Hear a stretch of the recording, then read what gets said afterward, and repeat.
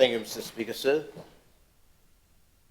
Honourable Speaker, Honourable Prime Minister, Honourable Deputy Prime Minister, Honourable Ministers and Assistant Ministers, and Members of Parliament, distinguished guests, ladies and gentlemen, and fellow Fijians.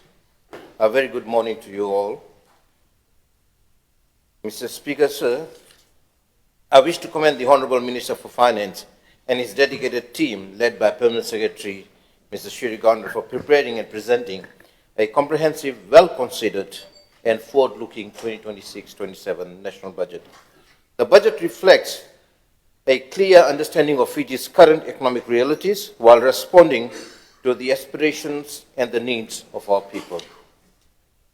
Mr. Speaker, sir, sound economic principles recognizes that during periods of economic uncertainty and slower growth, government have an important role in playing stimulating economic activity through strategic public investment and expenditure. Such investment supports demand, creates employment opportunities, strengthens business confidence, and lays the foundation for sustainable economic development. This government has adopted exactly that approach. It has chosen to invest in our people, strengthen essential public service, and support key sectors of the economy rather than retreat from its responsibilities. We cannot compromise on service delivery to our people. Access to healthcare, education, infrastructure, social protection, economic opportunities must remain at the center of our national priorities. This budget demonstrates the government's commitment to ensuring that every Fijian continues to benefit from effective and reliable public services while we build a stronger, more resilient, and more inclusive economy. Mr. Speaker, sir, Ministry of Commerce and Business Development sits at the very heart of our national economic life. Our mandate is broad, and it touches on the daily lives of every citizen, every business in this country. Through Economic Business Reform and Investment Unit, we lead strategic reform initiatives. Our Department for National Trade Measurements and Standard protects every consumer in this country from unsafe and poor quality products, while maintaining the national system of weights and measures that underpins fair trade. Our Department of Cooperative Business nurtures the cooperative movements that has, for generations, given the people a pathway for collective enterprise and shared prosperity. And our MSME Fiji unit works alongside our small businesses, the entrepreneurs, the market vendors, who are true engine of grassroots economic growth, provide them with training, advisory support, and for the first time, access to peer-to-peer lending platform to unlock new funding opportunities. Mr. Speaker, sir, in short, the ministry is where policy meets enterprise.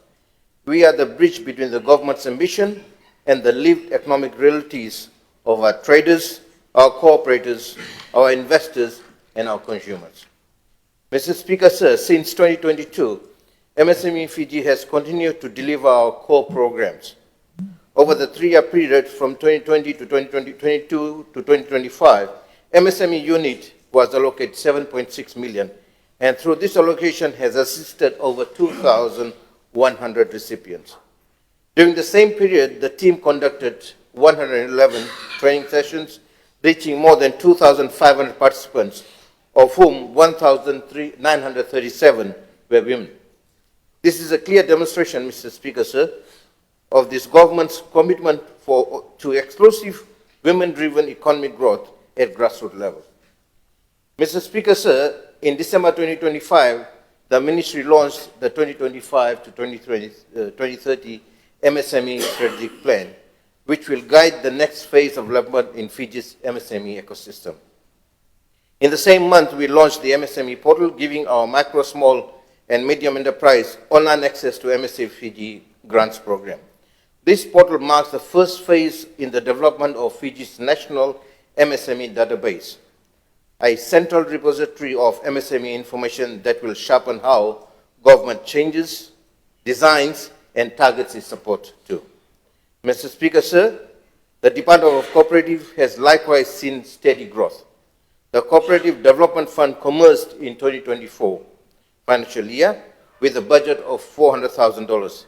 In its second year, the government increased the budget to $600,000, reflecting growing demand and the confidence in this sector, or the confidence this sector has earned.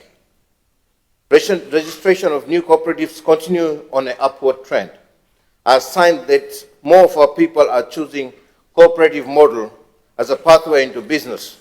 Government has also invested in the renovation of the cooperative college, ensuring our cooperators have a fit-for-purpose institution to build the skills the growing sector demands. While this government has come into power, when this government had come into power, we had fewer than 300 active cooperatives in Fiji. And now, we can proudly say we have over 800 active cooperatives. Mr. Speaker, sir, these are not simply figures. They represent thousands of Fijians who have received training, funding, mentorship to start, grow a business, and now stand as a testimonial to a difference targeted, well-monitored government support can make. As we move into 2026-27 financial year, the Ministry remains committed to building on this foundation, deepening the reach of our grant program, strengthening our cooperative sector, and ensuring every dollar allocated continues to deliver reasonable impact for our people. Mr. Speaker, sir, these are what this government has achieved. Despite constraints, the Ministry has pressed ahead with the reform, recognizing that the cost of inaction is always higher than the cost of change. Mr. Speaker, sir, one of the key objectives of the Ministry of Commerce and Business Development is to build a vibrant, resilient, and sustainable cooperative movement in Fiji.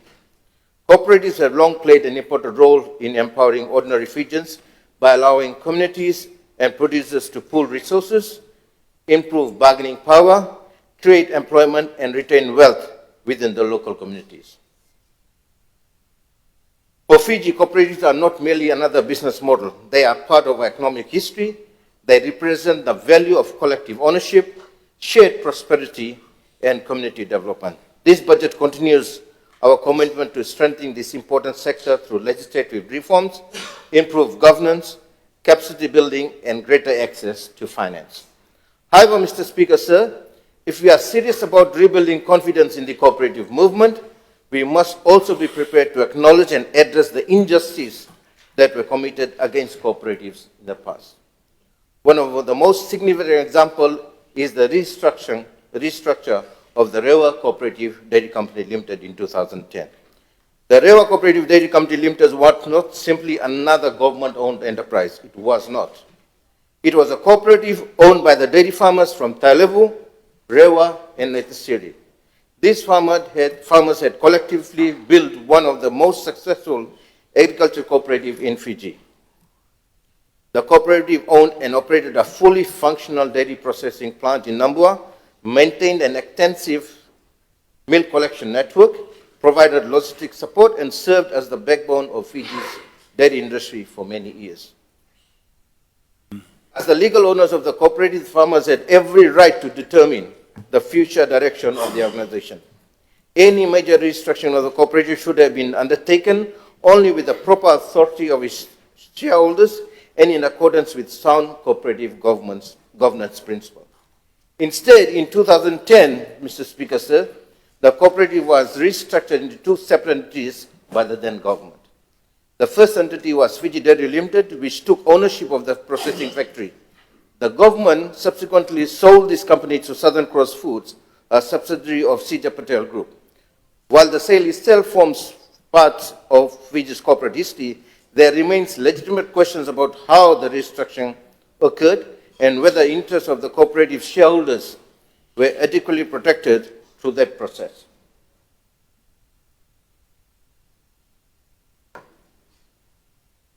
The second entity created was Fiji Cooperative Dairy Company Limited. Its primary role became representing dairy farmers in upstream production and acting as the intermediary between the farmers and Fiji Dairy Limited. The farmers were assured that they would continue to participate in the ownership of the processing company.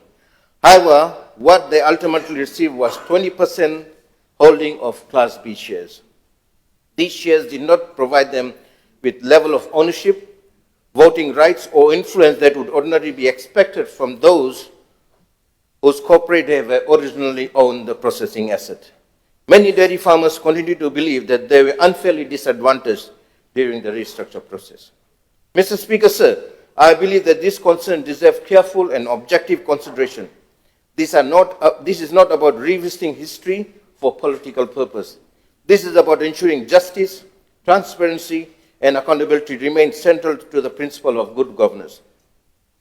As a government that is committed itself to openness and accountability, we have the responsibility to fully understand how the restructuring occurred and whether the interests of the cooperative members were properly protected.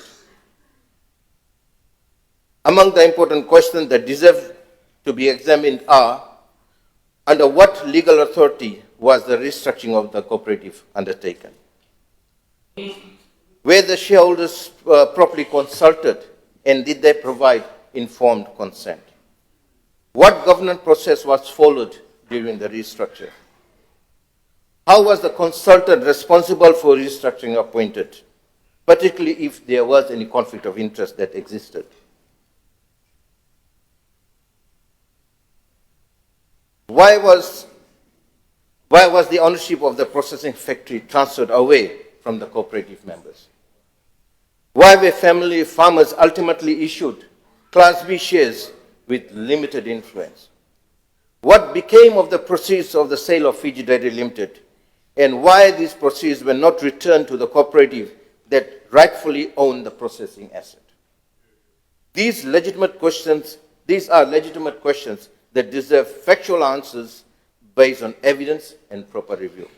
More importantly, Mr. Speaker, sir, our responsibility cannot stop with examining the past.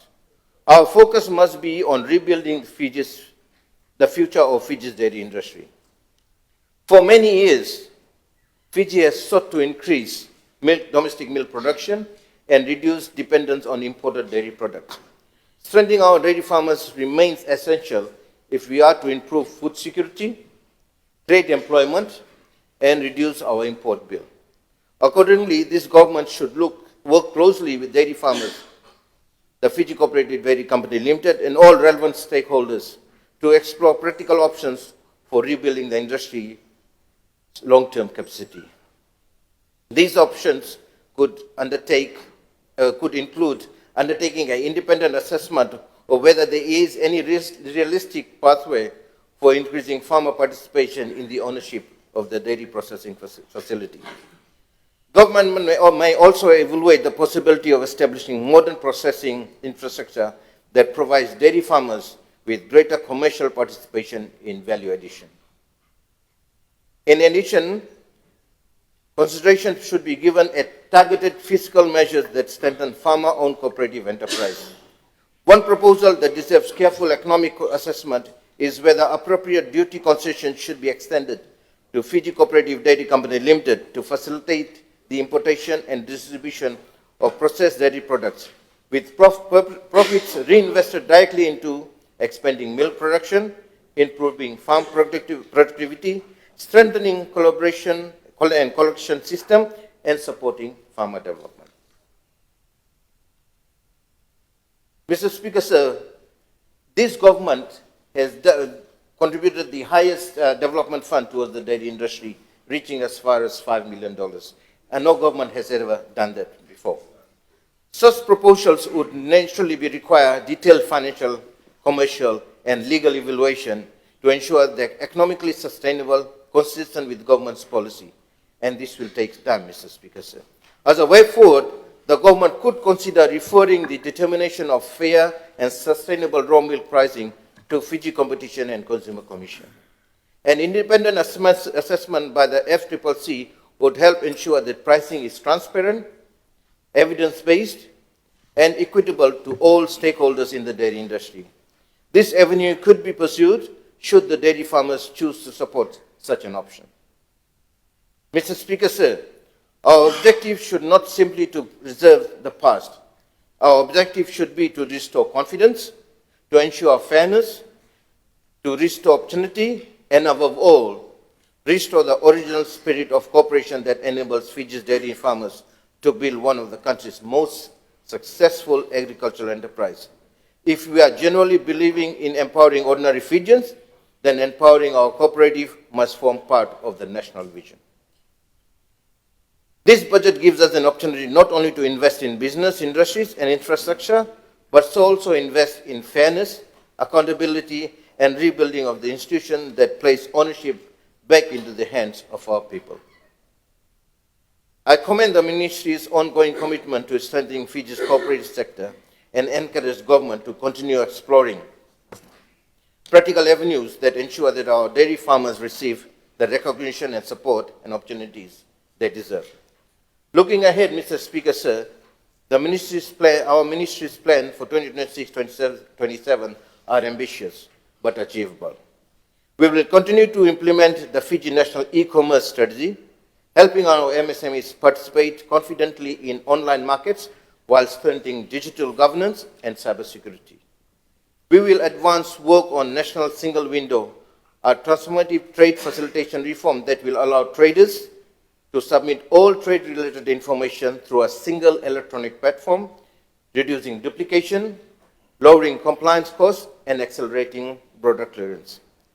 Closer to home, Mr. Speaker, sir, we will continue to roll the Fijian Made and Buy Fijian campaign to champion local enterprise, undertake a review of the Cooperative Act and the National Trade Measurements Act to modernize our regulatory frameworks and continue doing business platforms to make Fiji a more attractive and easier place in which to start and grow a business. Mr. Speaker, sir, the Ministry of Commerce and Business Development remains firmly committed in building an economy that works for every Fijian, from the smallest market vendor to the largest investor. The 27.3 million allocated to this ministry in 2026-27 budget is not merely a sum on a piece of paper. It is an investment in resilience, the competitiveness, the future prosperity of business community. This allocation confirmed in the national budget reflects the government's broader strategy of growing revenues through economic expansion, not through high-value taxes, and recognize the thriving private sector as the foundation of a sustainable financial future for Fiji. Mr. Speaker, sir, some have called this a joke, our national budget a joke. It is not a joke. A lot of people have put their time, money, and effort into consolidating this, including the Ministry of Finance staff, led by the Permanent Secretary, the Honourable Minister for Finance, and other stakeholders. The people of Fiji have contributed towards building this budget. It should not be called a joke. It's an insult to the hard work of our people. Due recognition, they can say the budget does not provide a holistic coverage, but it should never be called a joke. We are insulting our civil servants. And I think all the honourable members who have said that should recall their statement. Mr. Speaker, sir, with those, I commend this budget to the House, and I thank you, Mr. Speaker, sir, and the honourable members for their attention and support. Thank you very much, Vinaka Vaglevu, and God bless Fiji.